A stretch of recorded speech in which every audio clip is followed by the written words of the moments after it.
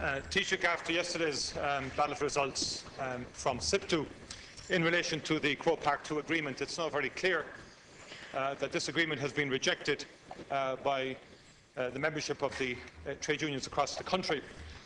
And clearly, union members were not persuaded by the government. Many never believed in the first instance that this was a fair deal, but clearly they weren't persuaded by the government. And indeed, we have been pointing out and putting down markers to the government in relation to the strategy it adopted, and also the disproportionate attack and unfairness of the deal in relation to frontline workers in particular, and for some reason health sector workers seem to have been sidelined and shafted from the very, very beginning, and indeed workers in the justice arena as well. And I would put it to you, Taoiseach, that the government's strategy, which was essentially a mixture of divide and conquer, putting unions against unions, a little bit of bribery at the end with a 300 million honeypot to do a whole range of side deals with various unions, the details of which have never been publicised. And finally then, when the soundings were somewhat negative towards the end, basic intimidation and threats that, if you don't vote yes here, we're going to go ahead with legislation anyway to do across-the-board 7% cut.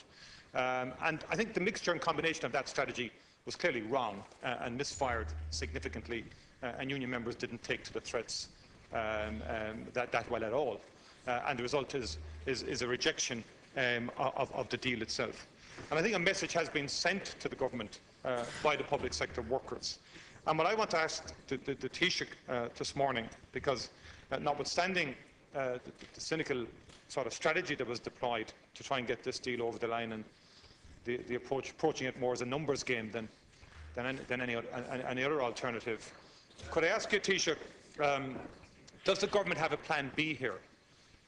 Because the minister, responsible Minister Howland, seemed to be shell-shocked on the 6-1 News last evening in his response to this deal. He was talking about getting phone calls and so on like that. For a lot of people on the ground, there wasn't surprise, actually, that this deal was going to go down. And the only surprise today is that the government ministers seem to have been surprised and taken back by the result. And could I ask you, Taoiseach, surely you must have factored in to your thinking a possibility that this deal was going to be rejected and that you would have a plan B in position? Or do we take it that if you don't, that the threats or the utterances and articulation by the Minister for Public Sector, Brendan Howland, that he would go ahead anyway, and indeed you said yourself early on in this process that you would go ahead with legislation, that you never really meant that, and that's not now on the agenda. So could you outline to us, Taoiseach, what your plan B is in relation to the outcome of the vote on Croke Park II? Thank you. Taoiseach. Taoiseach, without rumblings from the back. Well, I'll outline the truth of the situation for you, Deputy Martin. Let me assure you and everybody else that the government is absolutely united behind the Minister for Public Expenditure in his declaration and in his negotiations that we need to find 300 million of extra savings from payroll this year and 1 billion by 2015. And there is absolute unity of purpose in government towards achieving that objective. Now, I recognise the result of the ballot yesterday. I'd point out to Deputy Martin that the mandate given by the government to Minister Howland was to open negotiations and discussions in a full, open, truthful and constructive fashion, and the LRC came forward with its proposals. These proposals were based on a fair and equitable contribution from the public sector, given that 35% of pensions and 35% of the pay bill comes from payroll and pensions. And that was done specifically to defend frontline services and also to keep a very clear view of the progress that the government have made with the people in terms of the path that we've been following towards recovery of our economic independence and towards achieving credibility internationally and growing our own economy so that we can provide jobs for our people. So government will now consider the outcome of the ballot, the consequences of the ballot, but let me say this again. The bottom line here is absolutely clear.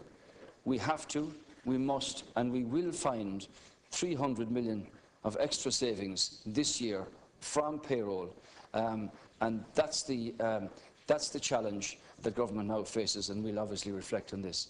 I'd point out to you in conclusion that your own spokesman last Sunday only equivocated about 60 million out of the 1 billion in savings between here and 2015. And when you had the opportunity yourselves, on 2 occasions, you imposed unilateral cuts without any discussion. At least the government entered a very open, consultative, truthful situation with the public sector and gave them the time and the space to make their decision in the proper fashion. They've made their decision. The arithmetic doesn't change. The bottom line doesn't change here. We need to find 300 million of extra savings this year from within payroll, and government are absolutely united behind the Minister for Public Expenditure and Reform in achieving these, because it's necessary for our country, for the broader impact of the challenge that people have faced up to right across this country to clear up the mess that we inherited. Thank you. Deputy Martin, 1 minute. Thank you. First of all, Taoiseach, it's very clear that your plan B is to reflect. I find it extraordinary that there is no more detail emanating from you in relation to the scenarios that you must have factored in. And indeed, that Minister Howlett himself in the Irish Independent on April the 13th, when the news from the teacher unions wasn't coming too well, when he was talking about a 7% across the board. And I welcome the fact that the government is united. I welcome the fact that Fine Gael and the Labour Party are united on this issue, because some elements of the Labour Party have been speaking out of both sides of their mouth in relation to this particular issue. So that is welcome. It is welcome that unity of purpose resist the temptation, is there. Please resist the temptation. Put your question. But Taoiseach, what I want to put to you, Taoiseach, is that when you were asked here some weeks ago in the Dáil in relation to 3 elements of legislation that Minister Howlett committed to, and he said would be implemented, irrespective of a vote. Now, you were asked again yesterday in the House, will that legislation be coming forward in relation to aspects of this particular deal? And you equivocated on that and didn't give a straight answer. And finally, I would have put to you, Taoiseach, when you talk about transparency and so on, bottom line is our spokesperson on this issue has been seeking for the last number of weeks just full transparency in the 300 million of side deals that were negotiated with different unions to sweeten the deal after the LRC package had been announced, with a view to trying to get the numbers over the line. We saw this on the frontline workers this is question and time, so on like that. And we have no idea of what kind of nods and winks were sent in different directions to try and get the votes over the line. Thank you. You played an old-fashioned, traditionalist numbers game. We cut out the... over the line, and it failed spectacularly. And it was a combination. Deputy, I have to ask you to resume your seat, please. A bit of bribery and a bit of intimidation at the end, and it misfired spectacularly. Thank you. I remind people that this is leaders' questions, not statements. Thank you.